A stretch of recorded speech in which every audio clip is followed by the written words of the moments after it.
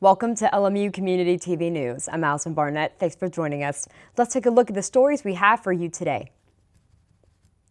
A man who escaped custody at the Bell County Detention Center was captured Friday evening in Claiborne County. WRIL reports 46-year-old Matthew Price was apprehended by deputies with the Claiborne Sheriff's Office and held at the Claiborne County Jail while awaiting extradition back to Bell County. On August 21st, Price and 41-year-old David Mosley attacked jail staff, overpowered them, and escaped the Bell County Detention Center. 2 staff members were injured in the escape and treated at Southeastern Kentucky Medical Center. Mosley was apprehended on August 23rd in the Walson community of Bell County and taken back to the detention center, where he was charged with second-degree escape and assault. Price is expected to face similar charges in Bell County while also facing charges for breaking into a Claiborne County pharmacy, in addition to charges out of Virginia. Claiborne County kicked off the Christmas season over the weekend. The county held the first annual Christmas at the Claiborne County Courthouse on Friday. Many in the community attended the event and watched county officials and volunteers light up the courthouse. Inside, there were several trees decorated, with each tree having a different meaning. Those in attendance made their way upstairs shortly after to hear the Christmas carols in the courtroom. Refreshments were served, and there was even a harp player downstairs to help set the Christmas mood. Here to talk more about the event is Claiborne County Mayor Joe Brooks and Chairman of the Christmas at the Courthouse Committee, Tammy Cheek. Tammy had been decorating the courthouse for the last couple of years, and she came to me about a month and a half, 2 months ago, and asked me if she could continue to decorate trees, and I said, yeah, I could. We found out she had some trees upstairs, and I just kind of turned Tammy loose, and she developed a committee of some wonderful women in the county, and they've been able to put together what you see today.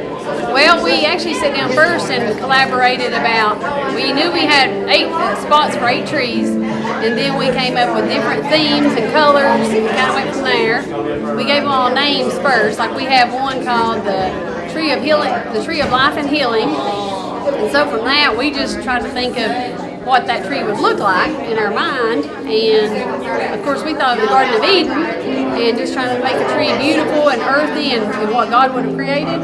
And then we went with the veterans tree. Of course, we all know that's red, white, blue in honor of all the veterans. And they all have, every tree in here is in honor or memory of someone or something special. They all mean something. They're not just a Christmas tree. I'm so blessed. I started crying. I just was so touched. I really couldn't believe it. Yeah. It was far bigger than what I thought. We saw a number on Facebook that there were like over 1,000 that had either planned to attend or liked the event, and the whole downstairs of the courthouse was literally bumper to bumper when we lit the trees outside to let them in. I'm just blown away by the people that wanted to come out and see their courthouse lit up on Christmas. We just wanted to add beauty and light to the courthouse. That was the purpose of this, and everybody to enjoy it. Yeah. And this will be our first annual. We're going to keep doing this. Next year we want to try to make it bigger, incorporate more of the upstairs, more lights on the front, and we just want to grow this into a tradition to showcase the heart of our county and our county courthouse. We want people to drive by our courthouse with their family because they want to go do that. They go do it everywhere else, so we want them to drive by our courthouse and come in and enjoy it with their families. The county helps to make Christmas at the Claiborne County Courthouse an annual event. Citizens in New Tazewell lined up along North Broad Street on Saturday for the New Tazewell Merchants Association Christmas Parade. With warmer than usual temperatures, parade goers watched as floats traveled down the road and threw out candy for children. The theme of this year's parade was a magical Disney Christmas, with several floats displaying characters such as Mickey and Minnie Mouse. Kids at the event were in for a special treat as Santa and Mrs. Claus made a special guest appearance. This past Thursday, Bell County Tourism started their second annual winter concert series by celebrating the birthday of Texas singer-songwriter Wylie Hubbard. Opening acts were local Brandon Folson, LA-based country musician Jamie Wyatt, and Cincinnati-based songwriter Arlo McKinley. McKinley, who also visited Bell County this past summer for the Levitt Amp series, received an exceptionally warm reception from the crowd on Thursday, even being asked to do an encore at the end of his normal set. During Hubbard's performance, he was presented with a cake in the shape of a snake in reference to his song Snake Farm. Hubbard also took time to greet fans after his performance. Bell County Tourism's next concert at Bell Theater will be Ward Davis on January 10th. For more information on the concert series and for a full list of all the Bell County Tourism's upcoming events, you can visit their Facebook page or their website at bellcountytourism.com. Now let's take a look at your community calendar of events coming up over the next couple of weeks. The Claiborne County Economic Partnership will be hosting their first ever Christmas festival on December 1st from 2 to 5 p.m. on Main Street in Tazewell. All proceeds will go to save the Graham Kivett House. There will be many activities, including Fantasy of Trees, a silent auction from 2 to 4 p.m., food trucks, vendors, and much more. For more information, call 423-626-4149. The organization intends to make this annual tradition for the county. That was your community calendar. We're now moving on to your LMU Community TV News 5-day weather forecast.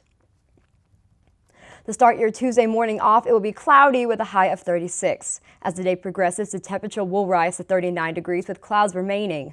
Looking at your 3-day planner, Wednesday will be sunny with a high of 48. Thursday will also be sunny with a high of 54. Moving to your 5-day, Friday will be mostly cloudy with a high of 52, and Saturday will have a 60% chance of showers with a high of 54. Now it's a quick recap of your 5-day forecast, but stay with us. It's coming up after the break. Brandon Burke will be bringing you your sports report right here on LMU Community TV News. Hi, I'm Dr. Shields, and I'm a physician and the medical director at LMU Medical Clinics. This is a brief announcement about keeping LMU and you healthy during the upcoming flu season. Influenza, or flu for short, is a virus that causes fever, body aches, and upper respiratory symptoms like cough, runny nose, and sore throat. It is transmitted through the air and can even be spread on objects touched by someone who has the flu. The virus spreads easily from person to person and is most active from October through March. There are 3 things you can do to prevent becoming ill with the flu. First, get vaccinated. The most effective way of preventing the flu is to get the flu vaccine every year. The vaccine does not give you the flu or make you sick. The vaccine may not be 100% effective, however, it does offer significant protection and lessen the symptoms should you get the flu. The CDC recommends everyone 6 months and older be vaccinated before the flu season begins. Number 2, wash your hands. Stop the spread of germs and protect yourself with frequent hand washing with soap or alcohol-based hand sanitizer. And third, if you are sick, stay home. Should you become ill with flu-like symptoms of fever, sore throat, cough, limit your contact with others. Schedule an appointment as soon as possible with LMU Medical Clinic or your healthcare provider. There are antivirals that may be indicated if started within 48 hours of symptoms. Stay home until you are fever-free for 24 hours without over-the-counter medications like Motrin or Tylenol. I'm Dr. Shields, and this has been a brief announcement about keeping LMU and you healthy during the upcoming flu season. What do we know about learning? It takes place beyond the pages of a book. We learn by exploring, by trying new things, by connecting, by sharing. We learn by taking chances and dreaming big. At Lincoln Memorial University, learning is beyond the books. It's everywhere. Guess what? I have some news for you. There's free food right there, junk food. You see that truck? Oh, jeez. It's a 2 Michelin star chef. All for free, ladies and gentlemen. All for free. Here we have a panzanella with summer vegetables and pesto. Enjoy it. How we doing? Fantastic. So what do you got going on underneath that plate there? This food is really about to be thrown away. Yeah. Is there something wrong with this food? Where did you get it from? From farmers markets. They put aside the ugly vegetables and the ugly fruits. Carrot top, soft avocados. It was all food that was going to be discarded. Even the drink you had is made from like a little bruised peach. Did it taste a little bruised? Great. It's good. The average person throws away 24 pounds of food a month. That's a lot. Isn't that a lot? Go visit SaveTheFood.com for more information. Thank you. Junk food time!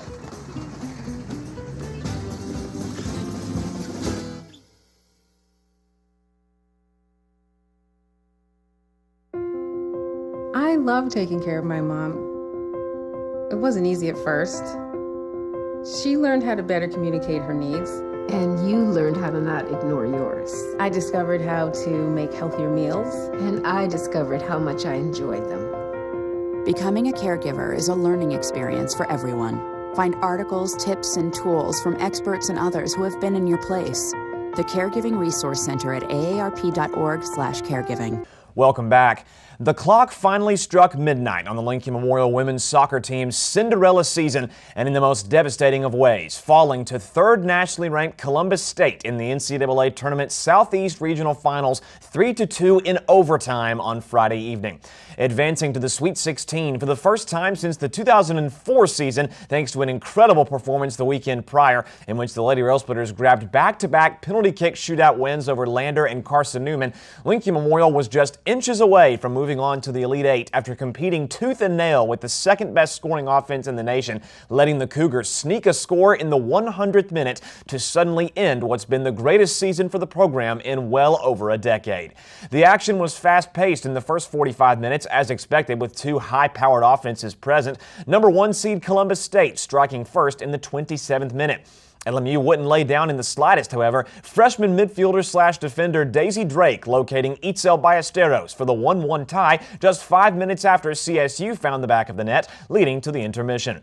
The seesaw nature of the match continued in minute number 61 from the neutral field in Cleveland, Tennessee. The Cougars regaining the advantage at 2-1, only for Ballesteros to power in her second goal of the day 8 minutes later, this time receiving an assist from another freshman, Jessica Crivero, the score that would ultimately send the Sweet 16 bout to extra time.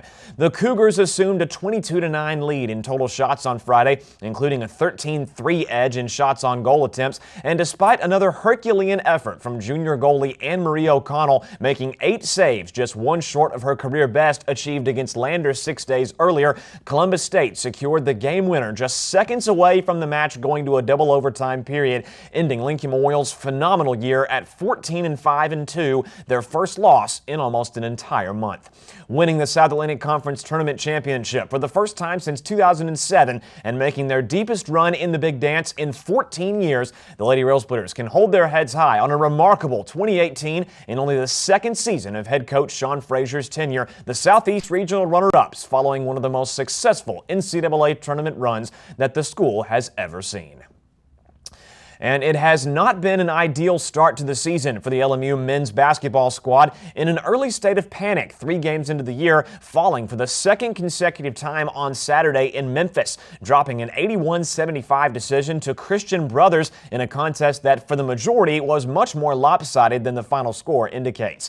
Still ranked 3rd in the country, coming off a 1-1 weekend in Aiken, South Carolina for the SAC Peach Belt Conference Challenge, the Railsplitters' worries from their 11-point loss to the hosting Pacers exactly 1 week earlier reared its ugly head again. LMU falling behind by 20 points in the first half, only to see a late surge fall just short of completion for the 6-point loss. Shell-shocked quite literally from the beginning on Saturday, stumbling out of the gates for a 27-7 deficit, Lincoln Memorial managed to trim the lead down to 7 after 20 minutes of play, but could not find a way to slow down the Buccaneers' offensive attack in half number 2. Christian Brothers shooting nearly 55% for the entire game en route to the W. The Railsplitters performed much better when on offense compared to that of last Saturday's loss to USC Aiken, shooting 45% from the floor, although a 58% second half mark by the Bucks was too much to overcome for the Blue and Gray, who have started the season at 1-2 for the first time since the fall of 2007. In what was the first meeting between the two schools in 41 years, the last occasion taking place in 1977, Cornelius Taylor was once again the workhorse when it came to putting points on the board, collecting 23 on 5 made buckets from 3-point territory. 3 other LMU players hit double digits as well in the scoring column, Cameron Henry and Xavier Bledson tallying 13, the latter to go along with 8 rebounds, and Cameron Calhoun adding 10. But contrary to their last loss in which the offense wasn't clicking, it was the defense that faltered in Memphis, as well as a 17 turnover total for the visitors, LMU losing back-to-back games for the first time since November 2016, still trying to figure things out with an almost entirely new lineup from a year ago. The Railsplitters will try to regroup this Tuesday for the 2018 home opener. In fact, it's a non-conference doubleheader from Tex Turner Arena. The women's squad trying to regroup themselves from a 1-2 start when they take on King University at 6 o'clock p.m. A 9-point loss to Southern Indiana last Wednesday sends the Lady Rail Splitters in dire need of a home victory against the Tornado, and at approximately 8 o'clock p.m. from Harrogate, the men's unit battles Payne College, televised by the LMU Sports Network.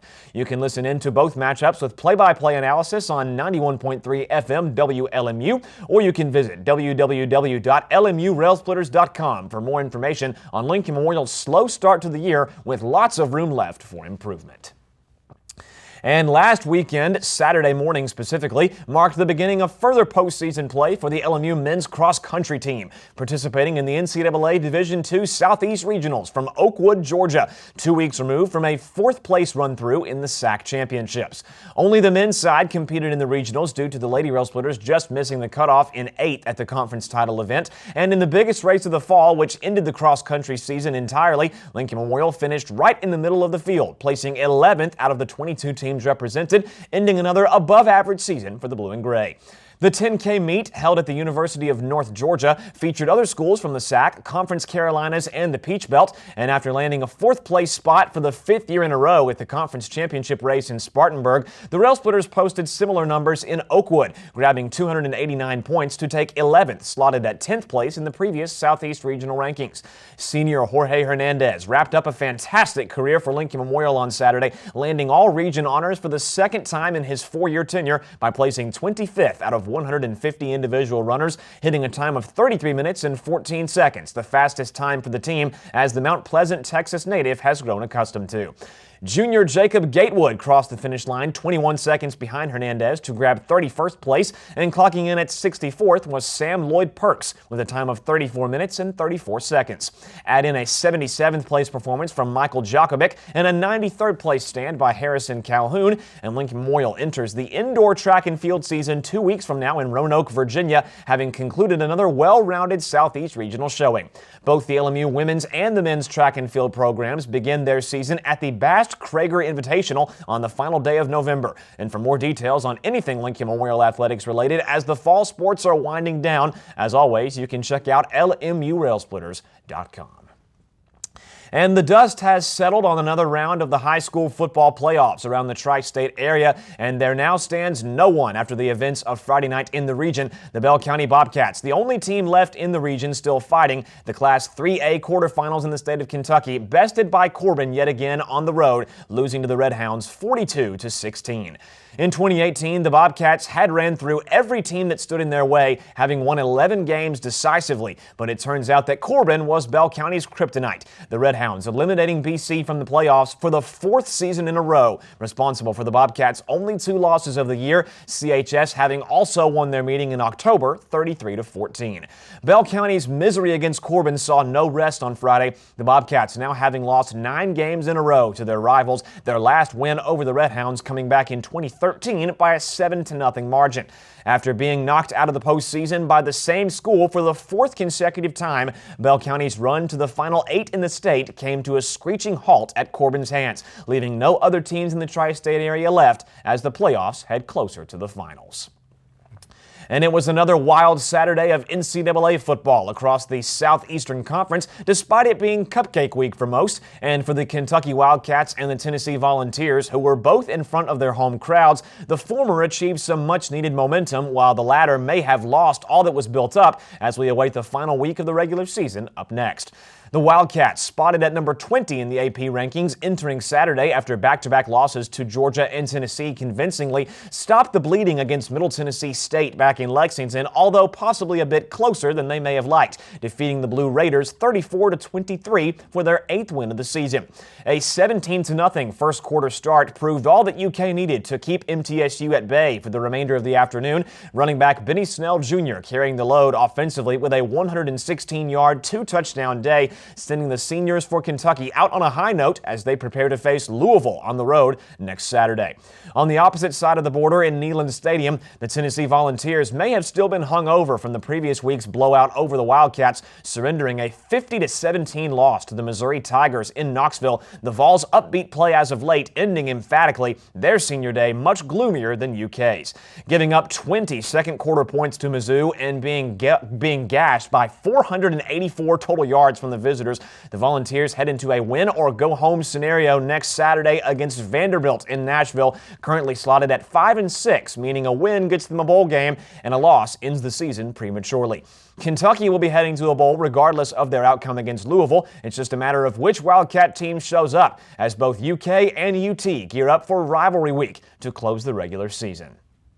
And your 2018 NASCAR Monster Energy Cup Series champion has been crowned, and his name is Joey Logano, the number 22 vehicle crossing the checkered flag first in Sunday's Ford EcoBoost 400 at the Homestead Miami Speedway to win his first Cup title of his career, the first driver to qualify for the championship race, and fittingly, the one to grasp the trophy.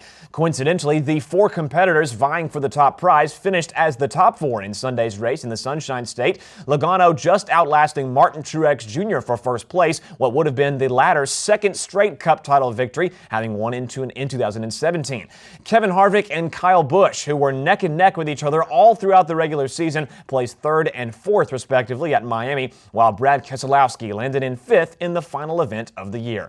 Logano's victory lane run-through on Sunday marks the 5th consecutive time that the Cup champion did finish in first place in the title race, and out of the 4 qualifiers, Logano was the only one who hadn't yet won a championship. Truex Jr., Harvick, and Busch having already done it before.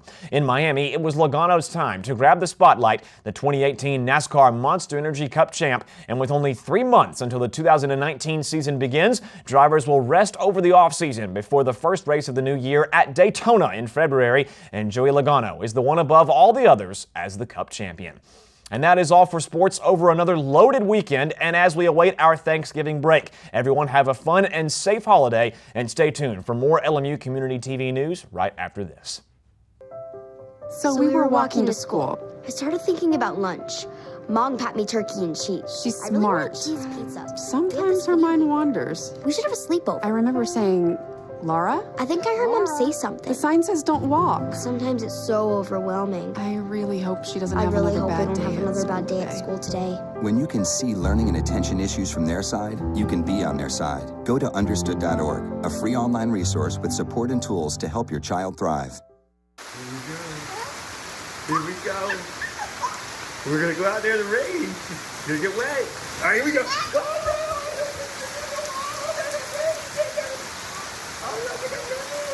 okay, quick.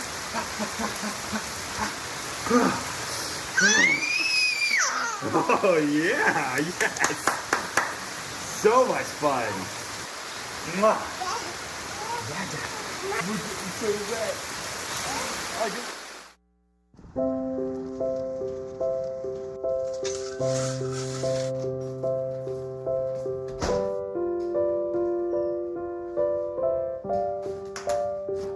I like to eat apples and bananas.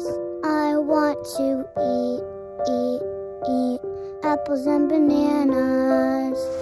I need to eat apples and bananas. Why can't I eat apples and bananas?